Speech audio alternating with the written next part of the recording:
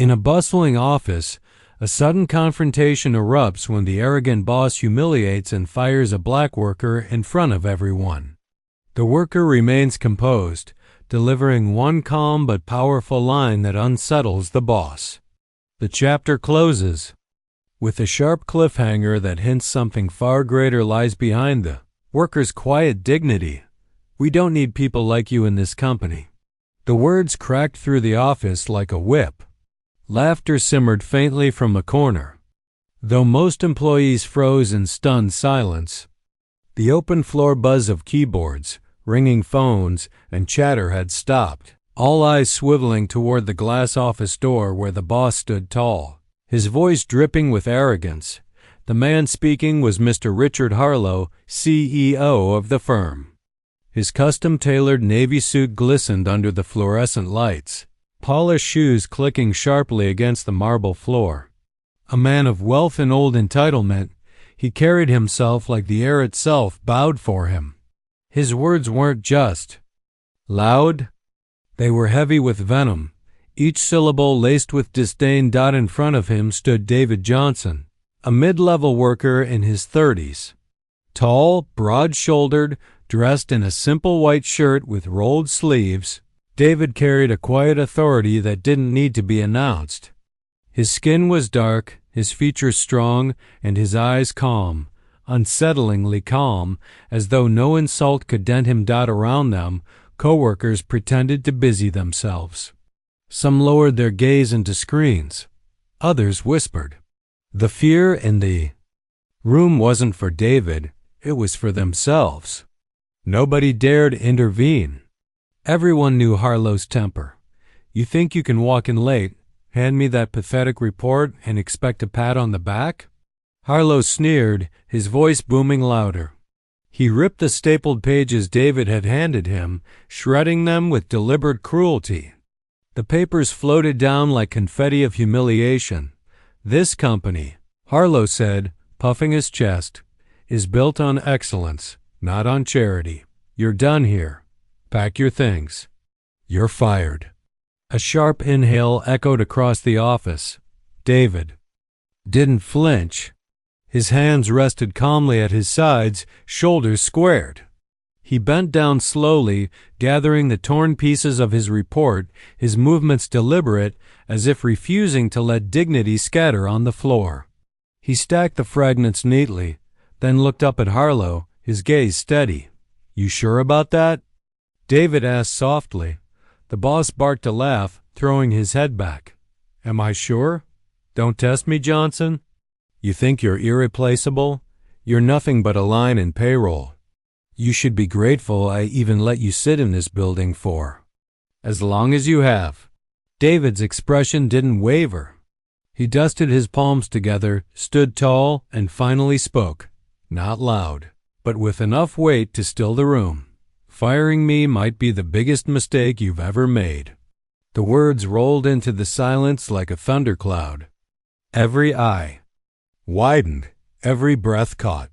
Harlow's grin faltered, just for a flicker, before arrogance returned to mask the tiny crack of unease. "Oh, is that so?" Harlow mocked, gesturing grandly at the gawking staff. "You hear that, everyone? He thinks I'm making the mistake. Classic. Tell me, Johnson, why don't you enlighten us all? What do you have that makes you so special? A hidden resume? A fairy godmother?" David didn't answer. Instead, he adjusted the cuff of his shirt, straightened his back, and looked around at the watching faces. Many avoided eye contact, but a few held his gaze. People tired of the cruelty, quietly rooting for him. David then leaned slightly forward, his voice lower, more intimate, as though speaking directly to Harlow's pride. "You'll find out soon enough." The boss's face darkened. His jaw tightened, the smile stiffening. "Get out of my sight." David gave a single nod. He didn't shout. He didn't argue. He simply picked up his bag, slung it over his shoulder, and walked out. Each step calm, unhurried, measured. The silence in the office felt suffocating, broken only by the soft squeak of his shoes against the polished floor. And then, Just as he reached the glass doors, David paused. Without turning back, he said, "When the truth comes out, I hope you're ready for it." The door clicked shut. Behind him, for a moment, the room stayed frozen. The staff shifted uncomfortably, whispers starting to rise again, but all eyes darted back to Harlow. For the first time, his confident smirk didn't return so easily. Something in David's calm voice lingered, like a shadow stretching longer than it should. Outside the building, David walked toward the street, the sun glowing golden against his dark skin. His expression remained unreadable, but in his eyes flickered something unshakable, the certainty of someone holding a truth that could turn an empire upside down. And inside, in the high-glass office tower, Richard Harlow felt a shiver run down his spine, though he didn't yet know why. Cliffhanger. The arrogant boss believes he's humiliated David forever, but has unknowingly sparked the beginning of his own downfall. The office buzzed again, but the energy had shifted. Conversations that once circled around deadlines and clients now whispered around a single name, David Johnson. From her cubicle, a young analyst named Maria leaned toward her colleague. Her voice was hushed, though the urgency in it betrayed her nerves. "Did you hear what he said before leaving?" she whispered. Her coworker, Tom, kept his eyes fixed on his screen, fingers typing aimlessly. "Yeah, I heard." Gave me chills. "Honestly," Maria frowned, "what do you think he meant?" Before Tom could answer, the heavy footsteps of Richard Harlow echoed across the polished floor. The air stiffened, voices snapping back into silence. Harlow walked with his usual swagger. Yet there was something different. His eyes darted a little too often, his jaw clenched a little too tight. Back to work. He barked, waving dismissively at the hushed employees. No one's getting paid to gossip. Still, as he passed Maria's desk, he noticed her trembling hands. He smirked, convinced the fear was of him. But deep down, something itched in his chest, a gnawing discomfort that refused to fade since David's calm parting words. "When the truth comes out, I hope you're ready for it." The phrase replayed in his head like a record. Stuck on loop, he stormed into his glass-walled office, slamming the door shut. Inside, he dropped heavily into his leather chair. The city skyline stretched beyond the windows, but he hardly saw it. He drummed his fingers against the desk, restless. His power felt intact, yet strangely fragile, like glass pretending to be steel. Meanwhile, across town, David walked through the bustling streets. His steps weren't hurried, but there was purpose in each stride. He wasn't defeated. He was deliberate. He turned into a small cafe tucked between two towering buildings. The aroma of roasted coffee beans greeted him warmly as he entered. Behind the counter, the barista lit up. "David, long time, man."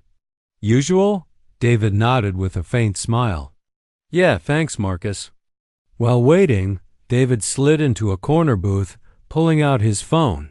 He dialed a number, his expression sharpening into focus. When the line picked up, his tone was calm, steady. "It's time," he said simply. No explanation, no details. Just those two words, loaded with meaning. Whoever was on the other end responded quickly. "Understood. We'll proceed." David hung up, his face unreadable, but his eyes carried a quiet fire. This wasn't the end of his story. It was the beginning.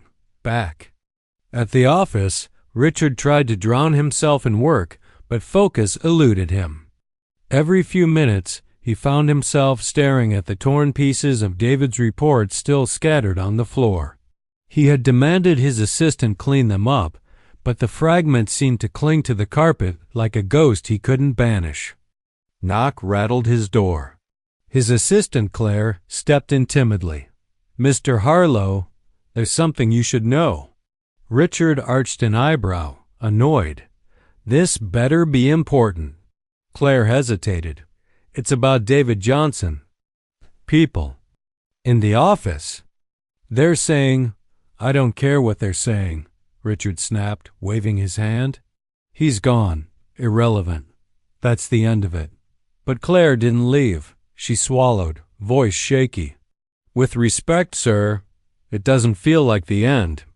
Richard's nostrils flared. He stood abruptly, towering over her. Listen carefully. This company doesn't survive on feelings. Johnson was a liability. He's history. Now get back to work before I make you history too. Claire nodded quickly, retreating. But as the door closed, Richard caught his own reflection in the glass. His eyes looked unsettled, almost uncertain. He sank back into his chair, muttering to himself, who does he think he is? What truth? He's just a worker, nothing more. But, even as he said it, the words rang hollow. At that very moment, David sat in his booth, sipping coffee calmly. Around him, life went on, laughter, footsteps, chatter. Yet he seemed apart from it, existing in a quiet bubble of certainty. He took out a sleek black folder from his bag, opened it, and glanced at the documents inside. One page bore a seal in gold. Another carried a series of signatures. His fingers brushed the edge of the papers like a man holding keys to an entire kingdom. David closed the folder, slid it back into his bag, and leaned back against the booth. A faint smile touched his lips, the kind of smile that came not from revenge, but from inevitability. He whispered to himself, barely audible, let's see how long he can pretend. The office carried on, pretending David's firing was just another event in a long day. But whispers grew, spreading like cracks in glass. Workers remembered the look in David's eyes, the calmness in his voice. And one by one, their unease began to mirror Richard's. Something was coming. They all felt it, and somewhere deep inside, Richard Harlow knew it too. The following morning, sunlight poured through the high glass walls of Harlow and Associates, bouncing off the polished marble floors. Employees filed in, carrying coffee cups and murmured greetings. Yet beneath the surface, the atmosphere was different. It was quieter, tenser. Whispers moved through the cubicles like unseen smoke. Did you hear what David said? One whispered. Yeah, gave me chills, another replied. What if he knows something about the boss? Some laughed nervously, brushing it off. But most avoided looking toward Richard's corner office, as though his shadow might punish them for even thinking the thought. Inside that office, Richard sat behind his mahogany desk, staring at his reflection in the black screen of his computer monitor. His tie was perfect, his hair combed immaculately, but his eyes were bloodshot from a night without sleep. Every time he closed them, he saw David's face, calm, defiant without raising a voice. That line, firing me, might be the biggest mistake you've ever made. It echoed endlessly. Richard shook his head, muttering, nonsense, he's nobody. Just another employee. Still, the unease gnawed at him. At mid-morning, a board meeting began. Richard strode into the gleaming conference room, flanked by floor-to-ceiling windows. Executives sat around the table, their laptops open, notepads ready. He launched into a presentation with his usual bravado, clicking through slides filled with revenue charts and projections. But today, his performance faltered. Numbers blurred, words stumbled. A senior executive, Mr. Thompson, cleared his throat. Richard, forgive. Me, but there's talk among the staff. Richard froze, his clicker mid-air. Talk? About what? About Johnson, Thompson said carefully. People feel he was treated unfairly, and they're unsettled by the way he left. The word unsettled stung. Richard's eyes hardened. He was a liability. I run this company, not some mid-level employee who doesn't know his place. Thompson nodded slowly but exchanged a glance with the others. The room carried an unspoken truth. Richard's confidence was cracking. Meanwhile, in a quieter part of the city, David walked through the doors of a sleek office tower, far grander than Harlow and Associates. The lobby gleamed with polished steel and marble, the kind of place where power wasn't spoken but assumed. The receptionist smiled warmly as he entered. "Good morning, Mr. Johnson. They're expecting you upstairs." David nodded, adjusting the strap of his bag. No trace of bitterness lingered in his step. Instead, there was composure, the stride of a man who belonged. As the elevator ascended, David's reflection in the mirrored walls looked steady, resolute. His phone buzzed in his pocket, a text flashing across the screen. "Board is ready." "Shall we begin?" David typed back one word. "Yes." Back at Harlow and Associates, lunchtime rolled around. Maria sat with a small group of colleagues in the cafeteria. They spoke in hushed tones, glancing over their shoulders to ensure no managers lurked nearby. "I don't like this," Maria whispered. Richard humiliated him for no reason, and David, he didn't look beaten. He looked like he was waiting for something. Tom nodded. "Yeah, you know what they say, never underestimate the quiet ones." Another colleague leaned in, eyes wide. "What if he's got something on the boss? Some secret?" They all fell silent at the possibility. In his office, Richard tried to bury himself in contracts, but his concentration shattered when his phone rang. He answered sharply. Harlow speaking. A cold, unfamiliar voice responded. "Mr. Harlow, you'll want to be very careful about the decisions you're making. Certain ownership interests are watching closely." Richard stiffened. "Who is this?" The line went dead. For the first time in years, Richard felt his hands tremble. Ownership interests? What did that mean? He told himself it was a prank. But deep down, dread coiled tighter. Later that evening, as dusk painted the city orange, David sat in a high-rise boardroom across town. Around the long table sat powerful figures in tailored suits. One of them, an older man with silver hair, turned to David. "So when do you want us to move forward?" David leaned back, his gaze distant yet sharp. "Not yet. Let him sweat a little longer. The truth has to land when he least expects it." The board members exchanged nods, as if this was routine, as if David had been here all along. Not as a fired worker, but as someone holding authority far greater than Richard could fathom. David's voice was calm but resolute. When the time comes, he'll know exactly who owns what. Back at Harlow and Associates, Richard stared out at the night skyline, the city lights flickering like warning signs. His reflection in the glass looked smaller, weaker. For the first time in his career, he felt like the ground beneath him wasn't solid. And though he didn't know it yet, the very man he fired had just begun pulling the threads of his empire. The next day at Harlow and Associates, the atmosphere was heavier than usual. Employees walked briskly to their desks, avoiding Richard's gaze whenever he appeared. The sound of clicking keyboards and ringing phones filled the office. Yet beneath the noise, an undercurrent of fear and curiosity buzzed louder. Maria sat at her desk, pretending to type, though her eyes kept drifting toward Richard's office. She wasn't alone. Whispers slithered through the cubicles like shadows.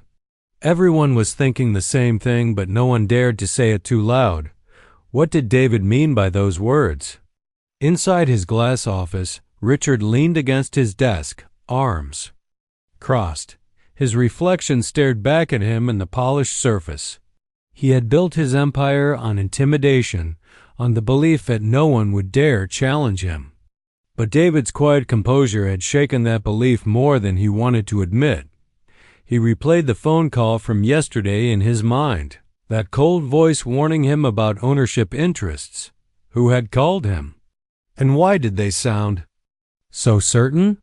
For the first time in years, Richard felt small cracks forming in the armor of his confidence. By mid-morning, a meeting with the senior executives was underway. The room smelled faintly of coffee and ink, the long table crowded with laptops and notepads. Richard stood at the head, his usual booming presence on display. "We're here to discuss quarterly targets," he began, clicking to a graph on the screen. "Profits are steady, but we need to push harder. No excuses." As he spoke, however, he noticed something unusual. The executives weren't leaning forward in interest like they usually did. They weren't nodding. Instead, they exchanged wary glances, their eyes sliding away whenever his gaze met theirs. Finally, Mr. Thompson cleared his throat. "Richard, there's something we need to address." Richard narrowed his eyes. "What now?" Thompson hesitated before saying, "The staff is unsettled. David Johnson's termination. It's all people are talking about.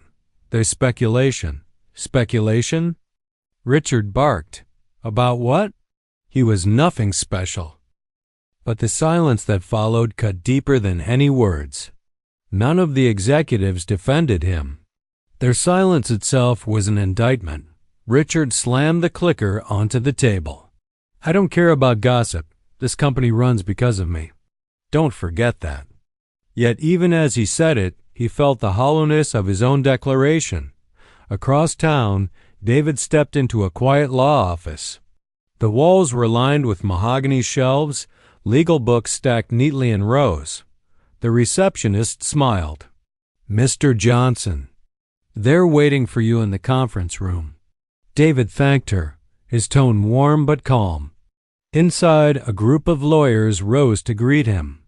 At the head of the table sat a woman in her 50s, sharp-eyed and dignified. "David," she said, extending her hand. "We've reviewed the documents. Everything is in place." David nodded, pulling a folder from his bag.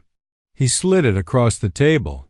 The woman opened it, her eyes scanning quickly before she smiled faintly. "Good. When this goes public, there won't be any doubt left about who truly owns the company." David leaned back in his chair, his expression unreadable but his presence commanding. "Not yet. Let him dig his own grave a little deeper. The timing has to be perfect." The lawyers exchanged glances, clearly intrigued by David's patience. He wasn't rushing vengeance. He was orchestrating it. Back at Harlow and Associates, Maria and Tom sat in the cafeteria. Their voices were hushed, their eyes alert for any managers nearby. "I'm telling you," Maria whispered, "David wasn't just some worker. Did you see the way he left? Like he knew something?" Tom nodded slowly. "Maybe he does. Maybe the boss is hiding something." Maria leaned closer. "Or maybe David's hiding something." The idea sent a ripple through their group. The cafeteria's chatter carried an edge of excitement and fear. Even those who tried to dismiss it couldn't ignore the tension building. That evening, Richard sat alone in his office. The city skyline twinkled beyond the glass, but he felt no comfort in its glow. His desk lamp cast long shadows across the room, making it feel emptier than usual. He poured himself a glass of whiskey, the amber liquid trembling as he raised it to his lips. His hand wasn't steady. He told himself he was in control. He told himself David was irrelevant. But every whisper in the office, every hesitant glance from his executives, every echo of David's voice said otherwise. "Firing me might be the biggest mistake you've ever made." Richard downed the drink in one gulp. But it didn't wash away the unease. Across town, David stepped out of the law office into the cool night air. The city hummed around him, neon lights glowing against the dark sky. He slipped his hands into his pockets, his expression calm. He didn't look like a man who had been fired. He looked like a man waiting for the perfect moment, and somewhere, in the distance, Richard Harlow felt that waiting like a storm building silently on the horizon. The following week began like any other. Files stacked, phones ringing, the rhythm of corporate life moving forward. Yet inside Harlow and Associates, it felt like a drumbeat out of sync. Something wasn't right. Everyone sensed it. Maria entered the office early, her eyes darting around cautiously. She leaned toward Tom, lowering her voice. "Have you noticed? People are talking outside the office now. Clients, even partners." Tom frowned. "Talking about what?" "David," Maria whispered. Word spreading that he wasn't just some worker. Some are saying he had ties to the board. Tom sat back in his chair, stunned. "The board? That's impossible. The boss would have known." Maria's eyes darkened. Would he? Inside his corner office, Richard was unraveling. He sat at his desk with a pile of reports untouched. His pen tapped furiously against the wooden surface. Sleep had become elusive. Food tasted like ash. He had built his reputation on control, yet every whisper outside felt like a thread slipping from his grip. Yesterday, during a meeting with a client, he had caught something in their eyes, doubt. Not of the company, but of him. It was subtle, but unmistakable. He gripped the arm of his leather chair, muttering to himself, "He's just a worker. Just a worker." But the words rang hollow. Across the city, David sat at a long mahogany table in a private club. Around him were men and women in suits worth more than some people's yearly salaries. Their laughter was soft, their words deliberate. One of them, a younger executive, leaned toward David. "You sure you don't want us to act now? We could strip Harlow of his authority overnight." David shook his head. His calm demeanor contrasted sharply with their eagerness. Timing matters. If he falls too quickly, he won't feel the weight of what he's done. He needs to collapse. Under the arrogance he built, the table grew silent. They weren't just hearing a strategy. They were hearing a man who knew exactly how to dismantle an empire. Back at Harlow and Associates, Richard's paranoia sharpened. He summoned his assistant, Claire. "Find out where Johnson is," Richard demanded. His voice cracked slightly, betraying his nerves. Claire hesitated. "Sir, with respect, he's no longer an employee. We have no right to do it. Do it." Richard snapped, slamming his fist onto the desk. "I don't care how. Just find him." Claire nodded quickly, retreating. But as she closed the door, her hands trembled. The fear wasn't of David, it was of the man unraveling behind the glass dot in the cafeteria. Employees whispered more freely now. The fear of Richard had thinned. "I heard he was seen downtown," one worker murmured. "Downtown where?" another asked. "At one of those private clubs. You know, where CEOs and board members meet." Laughter bubbled nervously. "No way. He was one of us eating leftovers in the break room." Maria leaned forward, eyes sharp. "Think about it. Doesn't it make sense? The way he looked at Harlow before he left? Calm, like..." He didn't answer to him. The table went silent. The possibility was too big to ignore. That night, Richard sat alone in his penthouse apartment. The city skyline glittered outside, but it no longer comforted him. It mocked him. His glass of whiskey sat untouched. His phone lay beside him, screen dark. For once, silence wasn't power. "It was suffocating," he muttered. "Who are you, Johnson?" The words hung in the air, unanswered. Meanwhile, David returned home to a modest apartment. It wasn't lavish, but it was comfortable. He placed his bag on the table, pulling out the black folder again. Inside, documents gleamed under the warm lamplight, ownership certificates, contracts, signatures. Proof. He studied them for a moment, then closed the folder. He didn't need to look at it anymore. He already knew the truth it carried. His phone buzzed. A text appeared. "Ready when?" "You are. The board awaits your decision." David typed a simple response. "Soon." Then he leaned back in his chair, exhaling slowly. For him, This wasn't about revenge. It was about dignity. About showing that arrogance collapses under truth. And in the quiet of that room, David allowed himself the faintest smile. The storm was coming. And Richard Harlow would never see it until it was too late. Monday morning at Harlow and Associates should have been like any other. But when Richard entered the building, briefcase in hand and scowl carved across his face, he felt it. The shift. Conversations. Hushed. Eyes darted away. The usual chorus of "Good morning, sir" was absent. Instead, the atmosphere was heavy, almost judgmental. Richard slammed his office door shut behind him, fury boiling in his chest. He pulled at his tie, loosening it as though air itself had betrayed him. On his desk sat a pile of memos, each one more damning than the last. 2 clients had postponed their contracts. An investor demanded clarity on leadership. The press had called twice, sniffing around for rumors. Rumors. That word gnawed at him like acid. Downstairs in the lobby, Maria and Tom whispered again. This time, the whispers carried weight. 3 clients in 1 week? That never happens here, Tom muttered, shuffling papers. Maria's lips pressed thin. It's happening because of him. Not Richard. David. Tom shook his head. David's gone. Fired. He shouldn't even matter. But Maria's eyes gleamed with quiet certainty. Doesn't it feel like he planned this? Tom went silent. He couldn't deny it any more. By mid-afternoon, Richard stormed into the boardroom, slamming his briefcase onto the table. Half the board members had joined by call, their faces projected on screens across the wall. Enough with these delays. Richard barked. This company has stood strong for decades. I will not have it sabotaged by gossip. One board member, a silver-haired woman named Evelyn, raised an eyebrow.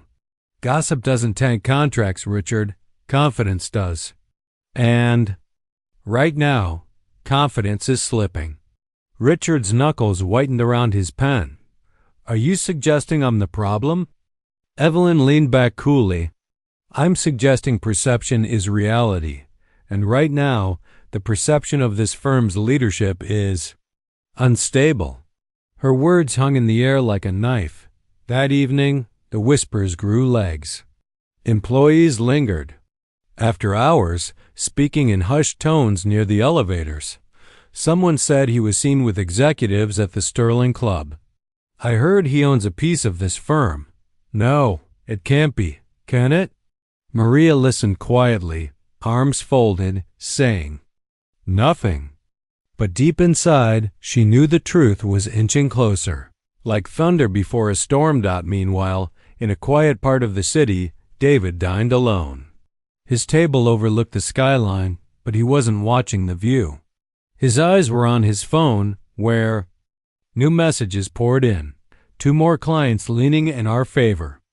Board support strengthening. Evelyn confirmed. When do you want to step in? David typed slowly, deliberately. Not yet. Let him burn his own house down first. He set the phone aside, his calm presence stark against the chaos spiraling.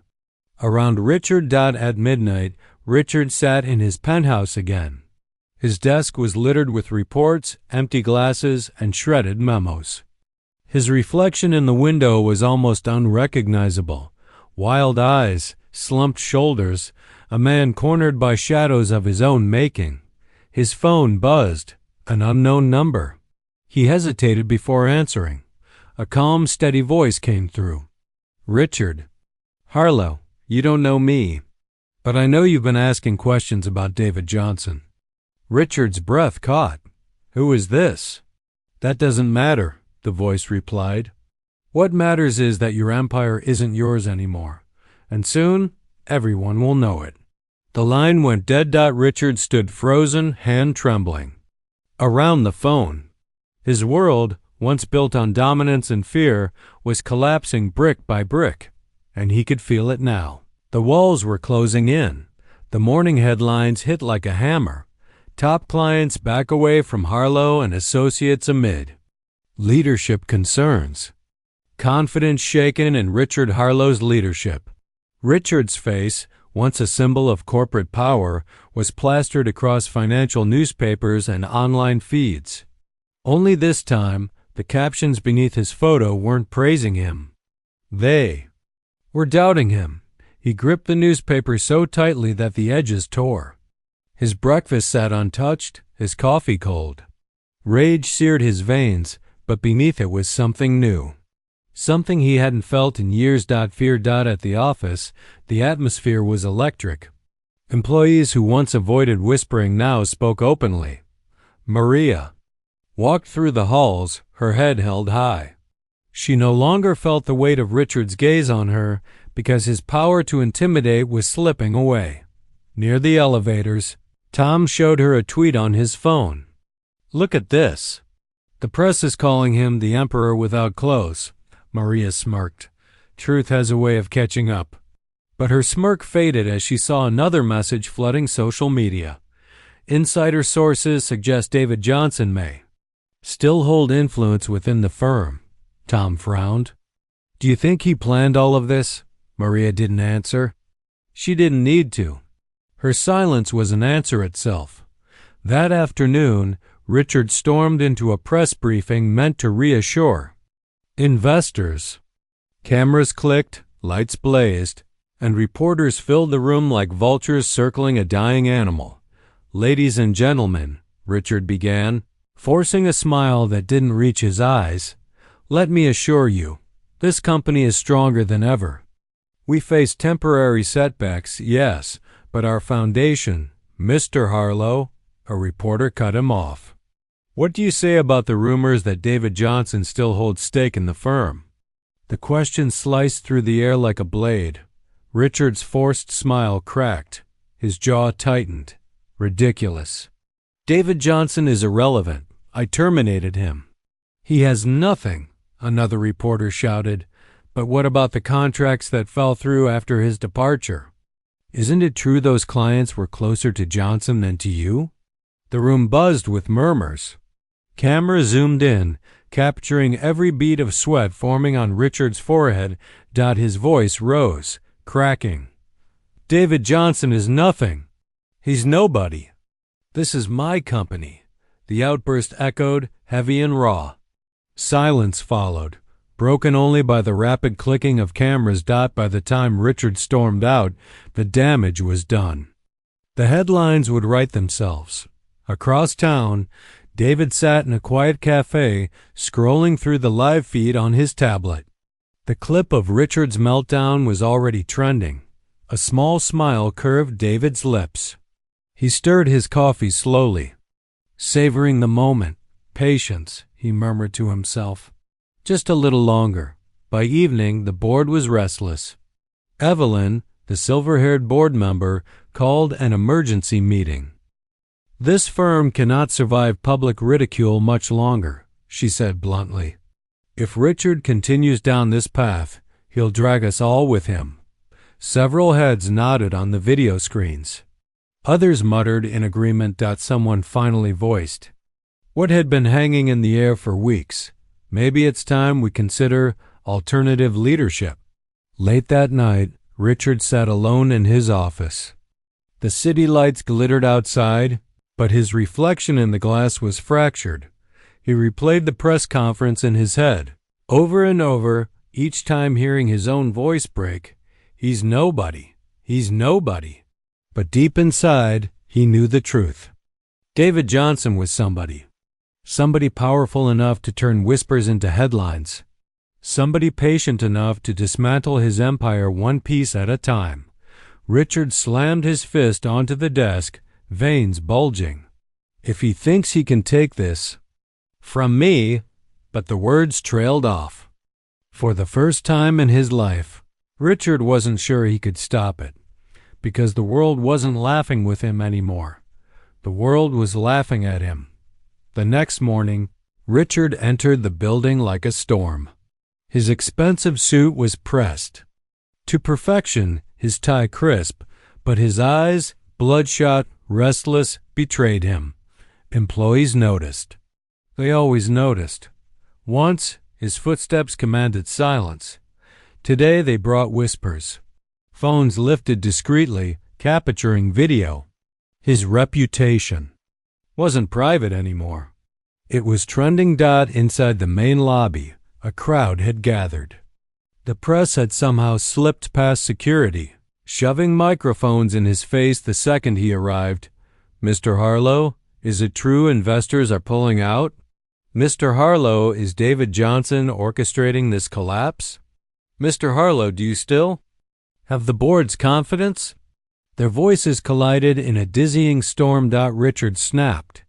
"Enough. This company is mine, and no one, not David, not the board, not you vultures, can take it from me."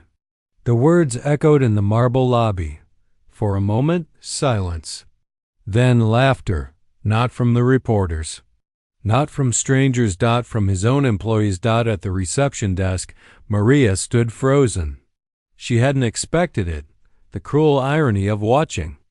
The same man who once humiliated her now being stripped of his dignity in public. Richard's face turned red. "You think this is funny? You'll all regret it." He pointed toward the cameras. "Turn them off! Get out of my building!" But the cameras didn't turn off. They zoomed in. His fury was content. His downfall was headline gold. At that moment, the elevators chimed. Everyone turned. The doors opened slowly, almost theatrically, and out stepped Evelyn, the senior board member.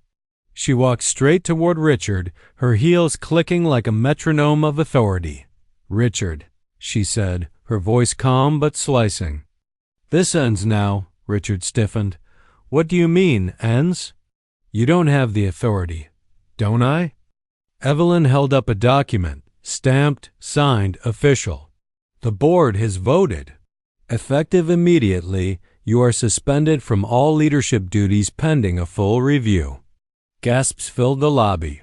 Phones recorded every second. Richard's face twisted, desperation leaking into every wrinkle. "No, no, you can't do this to me." Maria whispered under her breath, almost too quietly to be heard. "Yes, they can." Chaos erupted. Security moved in, not to escort the reporters, but to stand by Richard. For the first time, the man who had once ordered others out was the one being cornered. "Get your hands off me," Richard shouted as they gently urged him toward the elevator. "This is my company." But no one listened. The employees didn't bow their heads this time. They raised them. Some clapped. Others filmed. A few even cheered. The predator had become the spectacle. Later that night, clips flooded the internet. Bank manager meltdown. The fall of Richard Harlow. Suspended on camera. Harlow's career ends in humiliation. David Johnson's shadow strikes again. Each headline cut deeper. Richard's name wasn't tied to respect anymore. It was tied to disgrace. Meanwhile, in a quiet, dimly lit office across town, David watched the chaos unfold on 3 different monitors. He leaned back in his chair, folding his hands. The fire in his eyes wasn't of rage, but of patience rewarded. "Brick by brick," he whispered. "The empire he stole is crumbling, and when the dust settles..." He didn't finish the sentence. He didn't need to. The smile on his face said it all. Richard slammed the door behind him, the echo rattling through his penthouse like a gunshot.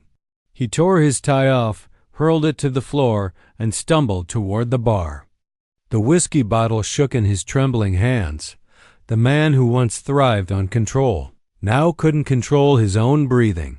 The TV blared across the room, replaying his public humiliation on an endless loop. His angry face filled the screen, surrounded by flashing microphones and jeering employees. "Afa!" headline crawled across the bottom. "Richard Harlow suspended. Investors flee as FBI expands probe." He muted it, but the silence was worse, because in that silence came another sound, the clicking of heels across the marble. His wife, Catherine, stood in the doorway. Her eyes weren't soft anymore. They were sharp, cold, tired. "Richard," she said quietly, "we need to talk." He turned toward her, already defensive. "Not now. I've had the worst day of my life. And you think you're the only one?" she snapped, her voice cutting through the air. "Our kids are being followed to school by reporters. My phone hasn't stopped ringing. Friends, family, everyone, asking what kind of monster I'm married to." Richard's jaw clenched. "It's temporary. I'll fix it." "Fix it?" Catherine shook her head, tears of anger brimming. "Richard, everything you built is collapsing because of you. The arrogance, the cruelty, the lies. And now," her voice broke, "now we're paying the price for your sins." He staggered forward, reaching for her, but she stepped back. "I can't do this anymore. Not with you." And just like that, she was gone. The door closed softly, quieter than his slam, but infinitely louder in meaning. Richard collapsed onto the couch, burying his face in his hands. For the first time in decades, the king of control wept, but no tears could drown the shadows that crept closer. Meanwhile, in another part of the city, David stood in a small, warm kitchen. The walls weren't lined with luxury art, just family. Photos, shelves of books, and a pot of coffee steaming on the counter. Maria sat at the table, her hands wrapped around a mug, still trying to process the whirlwind of the past week. "Why?" she asked softly. "Why me? Why did you help me when you could have stayed invisible?" David's eyes softened. For a man of such power, his gaze carried the weight of humility.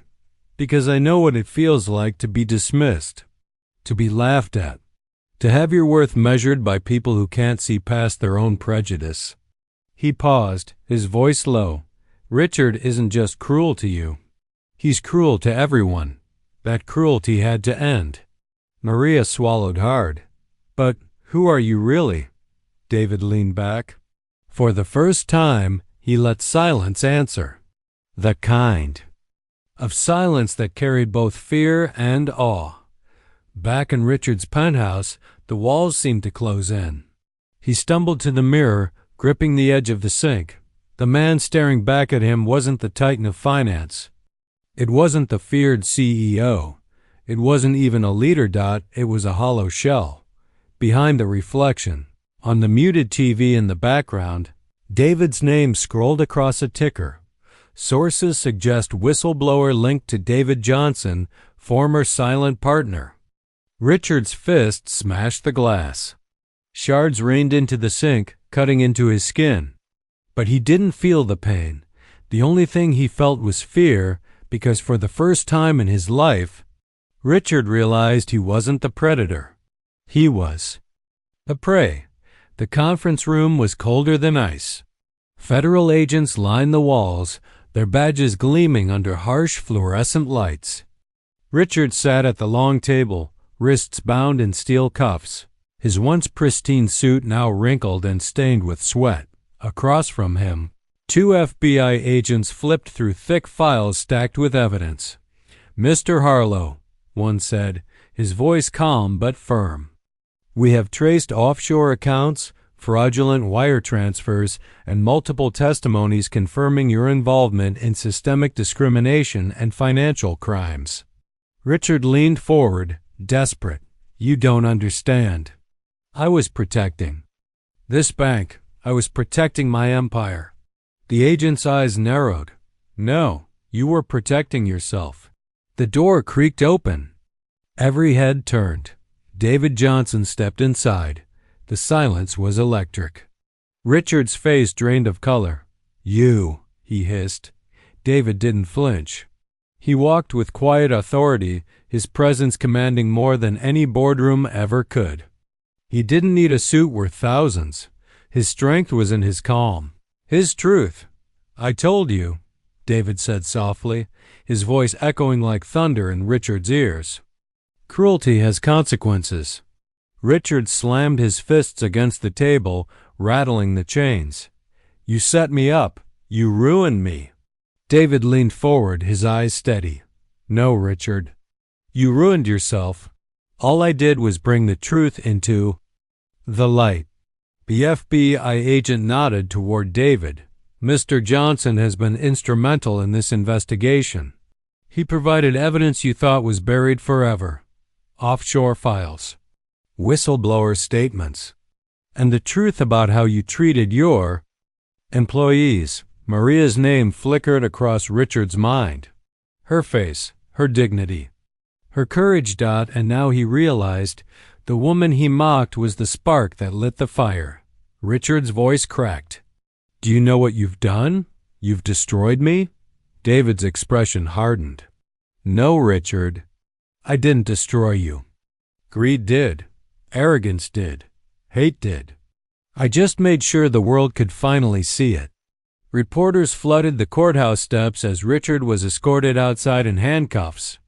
Cameras flashed like lightning, microphones surged forward, and the world that once applauded him now jeered. Richard Harlow, do you have any comment? Is it true the FBI will seize your assets? Do you regret how you treated your employees? He kept his head down, but shame burned hotter than the lights. For the first time in his career, Richard had no words. A few steps away, Maria stood among the crowd, watching silently. Her eyes met David's across the chaos. She gave a small nod, a thank you, a recognition of something larger than revenge. Justice. David returned the nod, but said nothing. He never wanted the spotlight. He only wanted the truth. That night, as the city calmed, Richard sat alone in a cell. The walls were gray, the mattress thin, the air heavy with regret. In the silence, he whispered to himself, I had it all, and I lost it to him. But deep down, Richard knew the truth. He hadn't lost it to David. He had lost it to himself. Meanwhile, Maria walked into the same bank where her humiliation began. But this time, the employees didn't laugh. They greeted her with respect, their eyes lowered with shame for what had happened. And behind her, the FBI seal was already being mounted on the wall, a symbol that the bank's corruption would never again go unchecked. Maria smiled faintly. Not for revenge, but for justice, because sometimes the people the world tries hardest to silence become the voices that change everything.